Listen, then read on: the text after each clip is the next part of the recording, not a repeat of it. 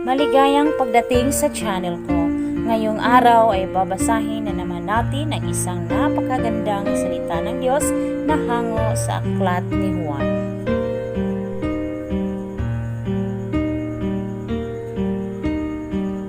Sabayan niyo ako sa pagbabasa upang sabay tayong matuto ng mga gintong aral mula sa ating banal na aklat.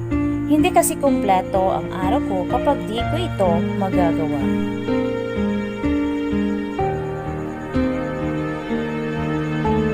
Tara na upang malalaman natin ang mensahe ng Diyos para sa atin sa araw na ito. Ngayon ay Martes, Setyembre 29, 2020. Salita ng Diyos hango sa aklat ni Juan.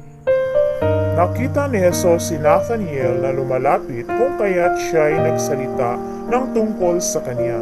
Narito ang isang tunay na Israelita na sa kanya ay walang pandaraya. Sinabi ni Nathanael sa kanya, "Paano po ninyo ako nakilala?"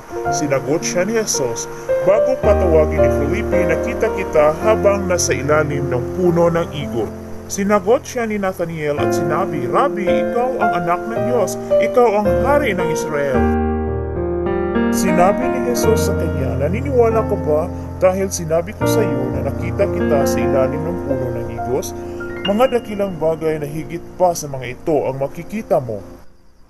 At sinabi pa niya sa kanya, "Katotohanan sinabi ko sa inyo, makikita ninyong bukas ang langit at ang mga anghel ng Diyos na umaakyat at bumababa sa anak ng tao." Ang salita ng Diyos. Salamat po, Panginoon.